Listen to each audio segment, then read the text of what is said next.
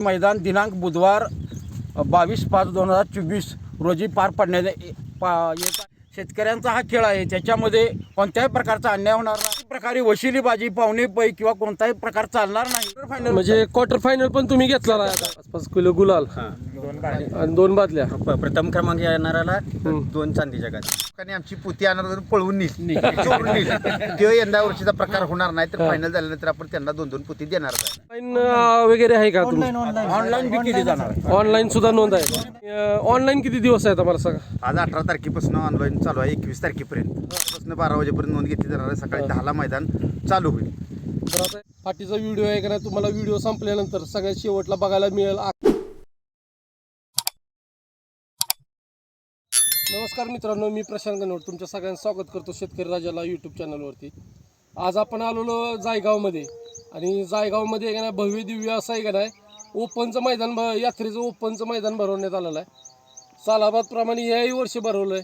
गेल्या वर्षी सुद्धा ह्याच फाटीवरती मैदान झालं होतं आणि अतिशय सुंदर असं मैदान घेतलं होतं, पारदर्शक मैदान झालं होतं। आणि ह्याही वर्षी का नाही त्यांनी पारदर्शक मैदान घेण्याचं ठरवलेलं आहे। तर आपण त्यांच्याकडं नियम अटी वगैरे सगळं जाणून घेऊया। आपल्यासोबत एक ना आयोजक मंडळ आहे। दादा नमस्कार। नमस्कार। आपली ओळख करून दे की आता। माझं नाव प्रभाकर देशमुख सर, जायगाव। श्री जानबाई यात्रेनिमित्त श्री जानबाई देवीच्या पदस्पर्शानं पुनीत झालेल्या कराड फलटण रस्त्यावरती वसलेल्या आणि संपूर्ण डोंगर कपारीमध्ये असणाऱ्या मौजे जायगाव तालुका खटाव येथे यात्रेनिमित्त बैलगाड्यांचं ओपन जंगी मैदान भरवण्यात येणार आहे। ते मैदान दिनांक बुधवार 22/5/2024 रोजी पार पडण्यात येत आहे। त्याच्यासाठी माहिती घेण्यासाठी शेतकरी राजाचे प्रशांत गणवट या ठिकाणी उपस्थित आहेत। त्यांचं सर्व आयोजकाच्या वतीनं सर्व ग्रामस्थांच्या वतीनं मनपूर्वक असं हार्दिक स्वागत। या ठिकाणी हे मैदानाचं 3रं पर्व असून अतिशय चांगल्या पद्धतीनं हसत खेळत हे मैदान आजपर्यंत 3 वर्ष पार पाडलं जात आहे। त्या मैदानामध्ये कोणत्याही जनावरावरती, कारण शेतकऱ्याचा हा प्राण आहे, काही शेतकरी बैलगाड्या पळवत असताना आपली बैल मुलापेक्षा जास्त प्रेम करून या ठिकाणी आणत असतात, तेव्हा ह्या जायगावच्या मैदानामध्ये कुणावरही अन्याय होणार नाही। मुख्य जनावरांचा खेळ आहे, शेतकऱ्यांचा हा खेळ आहे, त्याच्यामध्ये कोणत्याही प्रकारचा अन्याय होणार नाही, परंतु दिलेल्या फाटीमध्येच गाडी पळवली जाईल। पंचांचा निर्णय अंतिम राहील। आणि या ठिकाणी सर्व बैलगाड्या मालकांनी या उत्साहामध्ये, यात्रेमध्ये, या मैदानामध्ये अतिशय आनंदानं यावं आणि हे मैदान आनंदानं पार पाडलं जावं, कारण या ठिकाणी कोणत्याही प्रकारे वशिलीबाजी पावणे पै किंवा कोणताही प्रकार चालणार नाही। हे जी मैदान तुम्ही भरवलेलं आहे आता, तर ह्याची बक्षिसं वगैरे किती असणार आहेत? कसं? पहिलं बक्षीस हे 85,000 रुपयाचं आहे, दुसरं बक्षीस 61,000चं आहे, तिसरं बक्षीस 41,000चं आहे, चौथं बक्षीस 25,000चं आहे, 5वं बक्षीस 15,000चं आहे, आणि 6वं बक्षीस 11,000चं आहे, 7वं बक्षीस 10,000चं आहे। क्वार्टर फायनल म्हणजे क्वार्टर फायनल पण तुम्ही घेतला आहे आता या मैदानाला? क्वार्टर फायनलचं बक्षीस असं आहे की 10,000 प्रथम क्रमांक, दुसरं आहे ते 9,000चं आहे, तिसरं आहे ते 8,000चं आहे, आणि चौथं आहे ते 7,000चं आहे, आणि 5वं आहे ते 6,000चं आहे, आणि 6वं आहे ते 5,000चं आहे। असं क्वार्टरच्या म्हणजे क्वार्टर फायनल सुद्धा तुम्ही घेतलेला आहे। तर आता मला सांगा, ह्या मैदानाची प्रवेश फी किती असणार आहे? आता प्रवेश फी 1,000 रुपये आहे, आणि त्याची नोंद ऑनलाईन वगैरे आहे का? ऑनलाईन बी केली जाणार आहे। ऑनलाईन सुद्धा नोंद आहे। आणि ऑनलाईन किती दिवस आहे मला सांगा? आज 18 तारखेपासून ऑनलाईन चालू आहे, 21 तारखेपर्यंत। आणि मैदाना दिवशी दुपारी 12 वाजेपर्यंतच नोंद घेतली जाणार आहे। सकाळी किती ते किती? सकाळी 7 वाजल्यापासून 12 वाजेपर्यंत नोंद घेतली जाणार आहे। सकाळी 10ला मैदान चालू होईल। वर्षी 1 गदा असायची, चांदीची गदा। यावर्षी आम्ही 2 क्वार्टर फायनल आणि फायनलला दोन गदा आम्ही ह्या वर्षी ठेवलेल्या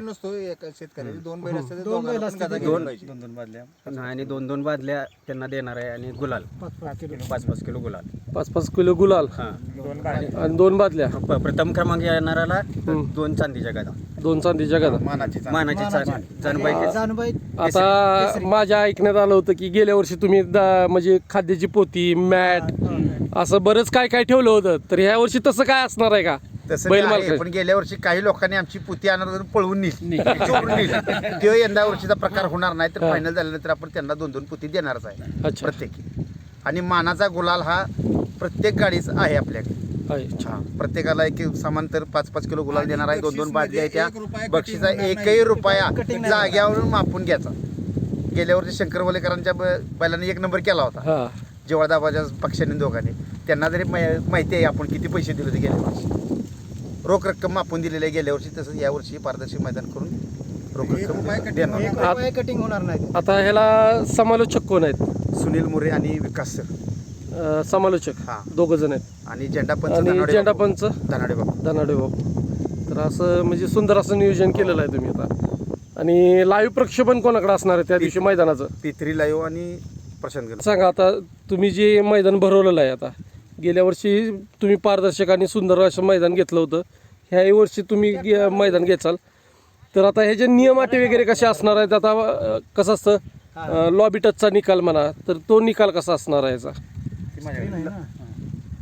लॉबी टचचा निकाल कसा? लॉबी टचचा निकाल आतल्या आत 14 फुटाचं अंतर आहे आणि आपल्याकडे लॉबीला निकाल नाहीये. आपला निकाल हा पायावरती दरवर्षी असतो. म्हणजे त्या पुढचा निकाल हा पायावरती. लॉबीला निकाल आपल्याकडे नसतो. लॉबी टचला निकाल नाही, अजिबात नाही निकाल.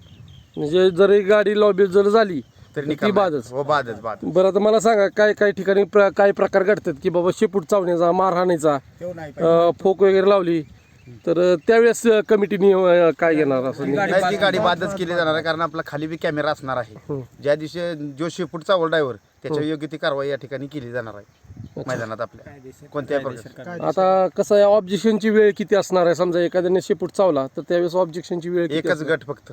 एकच गट. हा, दुसरा गट पळून येतोपर्यंतच म्हणजे 2 गट होईपर्यंत तुम्ही हो, ऑब्जेक्शन घेऊ शकता. ऑब्जेक्शन घेऊ शकता. मला सांगा आता तुमचा गावगट वगैरे काय असणार आहे का आता इथं? नाही, गावगट वगैरे काही नाही. रितसर नियमानं गाडी नोंदवूनच गाडी पळवली जाईल.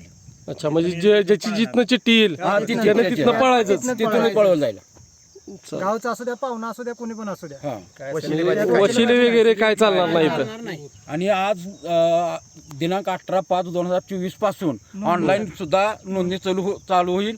सकाळी 7 ते 12 वाजेपर्यंत नोंदणी होईल आणि बैलगाड्याचा पहिला राऊंड हा 10ला चालू होईल. कारण आपल्याला आचारसंहिता शासकीय नियमानुसार मैदान हे त्या दिलेल्या टायमिंगच्या आत पार पाडायचे आहे. तेव्हा गाडी मालकाने त्याची नोंद घेऊन वेळेत गाड्या जुंपणे, अनाउन्सिंग केल्यानंतर गाडी मैदानात आली पाहिजे. आता तुमचं दरवर्षी नियोजन चांगल्या प्रकारे करता तुम्ही, पण आता माहिती आहे का की बरीच लोक आता नाशिकवरनं येतात.